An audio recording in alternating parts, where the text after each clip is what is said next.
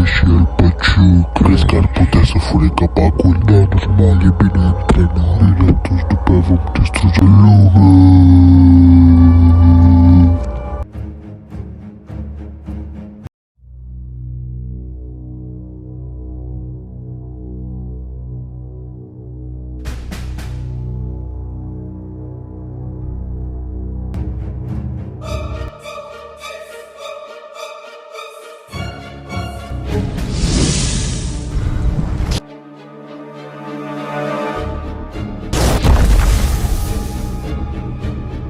Băi, dă-l la clapac! Ce mă? Ăsta e capac, bă, nu clapac. Bă, mi-l dai sau îl iau cu forța? Ce cu forța, mă?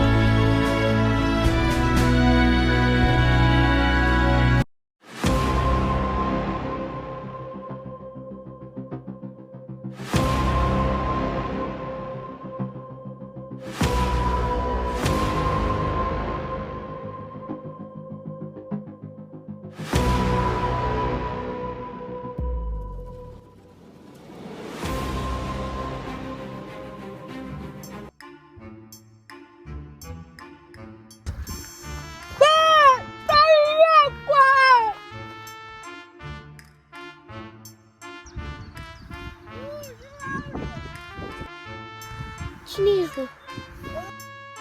Bă, că te duci la hai să uităm, bă! Ce mă cu mizeria asta aici, a? E nebreau! Băi, lasă copilul, frate, băi! Bă, tu știi, mă, cine sunt eu? Cine ești, mă, ea? Un spurcat! Ce mă cu mizeria asta? Să fie, mă, nu vezi că de atâta foc la astea. Bă, tu știu că faci curat. Nu prea am făcut mizeria aici. Eu protejam capacul magic și... Chiar a venit unul să fure capacul, mi-a dat un pumn și m-a aruncat aici și... Capacul ăla, mă, mare.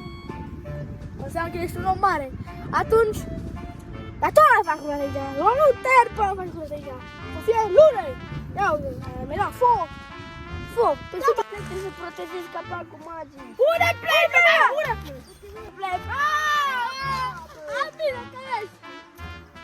Acum găsesc eu capacul ăsta, că abar nu am.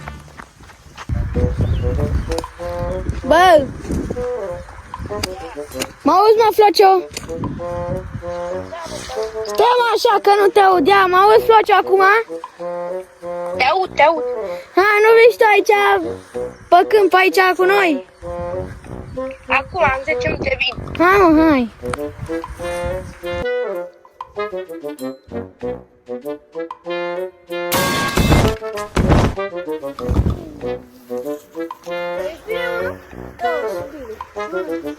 Ce sunt aici? Nu te-am văzut niciodată. Bă, dar nimeni nu știe, mă, în țara asta. Eu sunt protectorul la capac. La capac, bă! Da, mă. Păi ce cauți, mă, pe aici? Bă, tu n-ai înțeles, mă, eu sunt protectorul la capac. Deci capacul e aici, nu? Da, l-am pierdut pe aici și a pot să mă ajut să-l găsesc. A venit unul acolo și mi-a dat un pumn, a aruncat 20 de metri și mi l-a furat. Din păcate nu știu unde. Ba da, mă, să-l căutăm. Stai așa, mă, că vine și Flocea. Merge să-l căutăm, ce să facem? Flocea, prietenul tău! Dar de unde știi, mă, tu că e prietenul meu, Flocea? Păi dacă ai zis că vine, îmi dau seama că e prietenul tău, nu?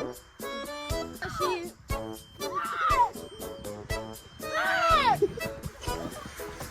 Salut, băi, salut! Ăsta e nou, mă, prieten. Cum te cheamă, mă? Miorel. Ok, atunci hai să mergem. Unde o Viorel? Să căutăm capacul. Așa e, mă, trebuie să-l ajutăm pe ăsta să ia capacul. Tu ce ne dai, mă, dacă te ajutăm? N-am nimic ca să vă dau, dar dacă nu mă ajutați, ăla o să se strângă lumea și voi o să muriți. Păi și cum facem acum noi capacul de la e mare bătăușe, că după cum te-a aruncat pe tine de la 20 de metri, eu cred că ne bate pe amândoi deodată. Bă, dar mai aveți puteri? Da, da, mă, noi avem puteri, dar e cam slăbuțe, de-aia am venit să ne antrenăm aici cu Floce și te-am găsit pe tine, că ești un prostovaș, te-ai împiedicat de asta. Nu știu, bossule, te respect. Atunci o să vă antrenez puțin. Hai bine, mă, hai că vedem acum ce facem. Hai, mă, bine, hai să vedem, te antrenez. Bă, Moria, l-am furat, bă. Când e momentul potrivit să spui când să-l folosesc. Acum fui după băiatul ăla și omoară-l. Hai că mă duc, oricum nu e departe. Bă, hai să furat noile. Lasă-mă. Curs kilo de stanga. Au, ce bă, ăsta, că ți-a poate kilo de stanga. În momentul Mai când plec eu de acasă, Ia, mă, să văd și eu. te filmezi. Dar hai să luăm caprile alea. Da, uite, că poate bărbatul ăsta kilo de stanga. Hai chiar mă, după kilo de stanga, că să vede cam așa. Dar poartă-le. Hai, mă, să luăm oile. Hai, mă, lasă TikTok-ul ăla, hai, mă. Hai, mă, stai acum. Băi, băieți, ați văzut voi un copil îmbrăcat în negru? Nu am văzut. Stai, mă, să mă. Stai, mă, și tu ce știi, bă, sorogule? Da, m-a văzut. Tu te ai și pleacă, da, și-lișa. Băi, ai grijă cu cine vorbesc. Vezi că te calcă în picioare. Da, ce făcut, mă? Ce făcut, mă, timpul ăsta? Băi, tu mai bine spune unde s-a dus copilul ăla, să nu te calci pe tine în picioare acum. Taci, bă, bătă. Hai, mă, hai. Hai, mă. Mamă, te rup. Să moară oile mele alea care le am, dacă nu te bat. Omule! Hai, mai ce pui cu oile mele? Bă, săracule, hai că-ți dau bani dacă mă ajuți. Câți bani vere? Depinde, dacă mă ajuți mai mult, îți dau 5.000 de euro. Dacă mă ajuți mai puțin, îți dau 1.000 de euro. Hai, mă, bine, că încep cu banii. Hai, dă-i. Păi nu acum, băi, ăsta, negrile, după ce mă ajuți. Bă, mă cheamă Bucea, mă. Mă zi unde s-a dus ăla. S-a dus de acolo, bă, eu cu tataia meu ce fac? M-a murit. Aolea, lasă-l și pe ăsta, că-ți mai dau 1.000.000 de euro în plus. A, gata, mă, omoară, că faci ce vrei tu.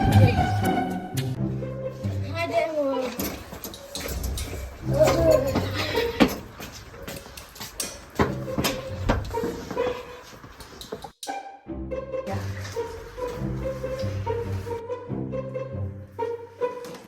Unde ai fost nesimțitule la ora asta? Crezi zis tu că mă lași cu Flocea pe afară?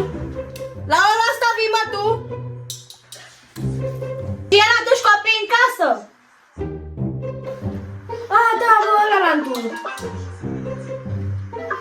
Cine te sună? Păi nu știu.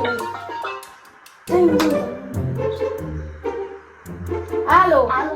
Da. Mă chema mama să tai niște lempi. Hai bine, mă, Vere. Aveam nevoie de tine. Bine, oi. Bă, da, s-a plecat fără să răspundă, mă.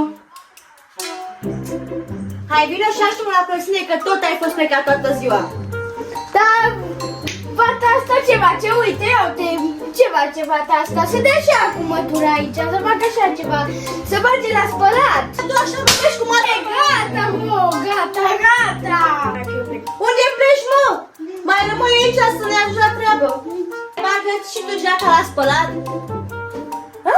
Ce este aici? A, cu de-astea umbli, mă, tu? Cu astea umbli tu, mă?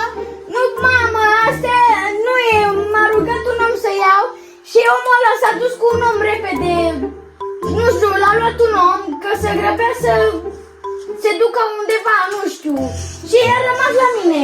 Ce mă, că te-am luat stânga? Păi, stai să vezi tu, că mâine mă duc să le dau și eu întreb să vezi că m-a pus el și a plecat repede, că a avut o treabă. Gata, tu de azi înainte ești pedepsit în casă și tu afară. Acum! Acum! Ce femeie nebună!